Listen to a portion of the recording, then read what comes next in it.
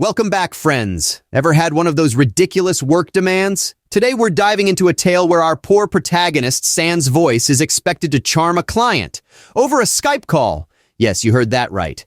Welcome to the land of absurd expectations. But before I get started, don't forget to tap that like button as it helps out the channel a ton. Alrighty, let's dig in.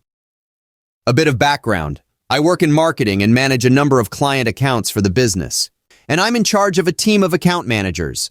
I'm a minority shareholder in the business, so of course it's in my interest to ensure that the business operates efficiently and effectively. As one of the longest-serving employees when I was given my last promotion, part of the package was that I got shares in the business, as I would be one of the most senior members of staff. It works out that I own about 5 to 7% of the business. Can't recall the exact share division. As a shareholder, you'd expect that the managing director, let's call him MD, would understand that I genuinely want the best for the business, but instead does not take me seriously at all and frequently goes out of his way to undermine me. So last week I was supposed to come back on Wednesday following the Christmas break. Unfortunately, the week I was due to come back, I fell ill and lost my voice, as well as other issues that meant I couldn't make the journey into the office. I did the standard and messaged the MD as well as HR to inform them of what the situation was. We'd recently upgraded to a new project management system that needed a little bit of manual TLC in order to make it work automatically, if that makes sense.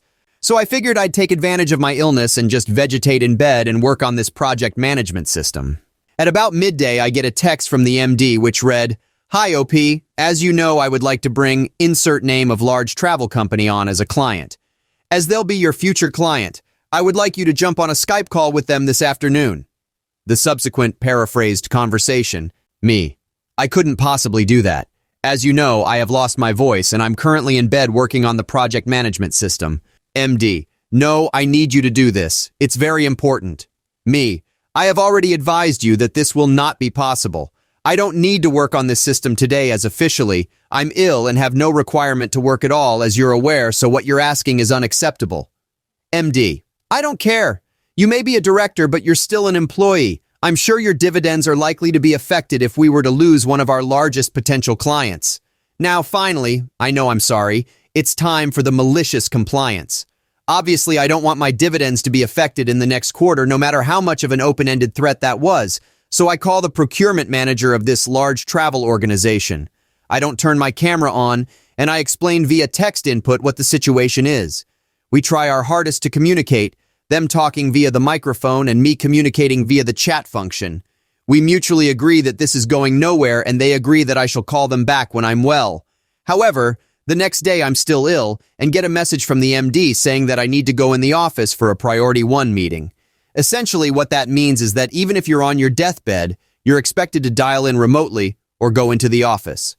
As I walk in, the MD, the HR director, and the business development director are sat waiting for me. I immediately know that this is regarding yesterday. There's no other reason for the HR director to have crawled out of his cave. I'm told to sit down and the MD looks incredibly unhappy. He shows me an email thread from the procurement manager of the travel firm essentially calling the MD unprofessional for making me go on the call, and saying they are having second thoughts about using our services. The HR director, who has obviously been led astray by the MD, asks how I can explain this and why I didn't raise this as an issue. I ask to link up to the screen and show the HR director the text between the MD and myself from my phone. After a grilling, we all leave, putting it down as a learning experience. Fast forward 6 days, yesterday, I contacted the procurement manager of this travel firm, and he explained that he would love to become a client, but as long as all correspondence went through me rather than the dickhead MD. All's well that ends well, I guess.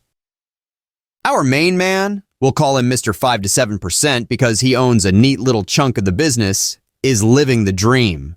You know, managing accounts, running a team, and generally trying to keep the good ship business afloat. All the while, he's dealing with the MD, who seems to be under the impression that our hero here is more employee than shareholder. Now, things start getting extra spicy when Mr. 5 to 7% decides to play a game of hooky, not because he fancied a day at the beach, but because he's been struck down by some mutant cold that decided to take his voice on a surprise sabbatical. So he's home, ready to nestle down into a mountain of tissues and perhaps nurse the new project management system back to health. But the MD, oh, the dear MD, has other plans. With the empathy of a cactus, he proposes the ingenious idea of having Voiceless Mr. 5 to 7% jump on a Skype call with a big prospective client. I mean, who needs vocal cords in a conversation, right? Our hero, clearly not one to mince words or texts in this case, tells the MD where to stick his plan. And that's when MD morphs into MD, majorly disrespectful. So what does our voiceless hero do in response to this looming dividend threat? With all the bravado of a mime artist at a karaoke bar, he jumps on that call and, surprise, surprise, it's a disaster. The conversation went faster to nowhere than a hamster on a wheel. Just when you think it can't get more ludicrous, it does. The next day, our still sick hero is summoned to the office for a priority 1 meeting. Let's translate that. Drag your ailing body to the office or else.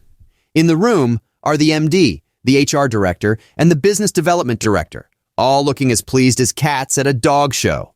The meeting turns into a bizarre blame game, with Mr. 5 to 7% being grilled for not raising the issue of his lost voice. But our hero comes in clutch with his text receipts, turning the heat right back on the MD and transforming the Inquisition into a learning experience.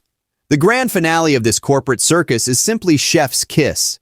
The procurement manager of the big travel company, no longer a prospective client but a confirmed one, requests all correspondences go through our protagonist. Why? To avoid the dickhead MD. You all know the saying, karma always comes around, and when it does, it's even sweeter when served cold. And there you have it, folks. A tale of workplace shenanigans that teaches us 2 very important lessons. Apparently, don't try to get work done when your voice decides to take an impromptu holiday. And remember, never underestimate the comeback of a minority shareholder with a silent voice and a loud text message. Thanks for watching till the end, and don't forget to like and subscribe for more of these ridiculous stories. Love you all, and stay safe out there in that crazy world. Much love. Peace.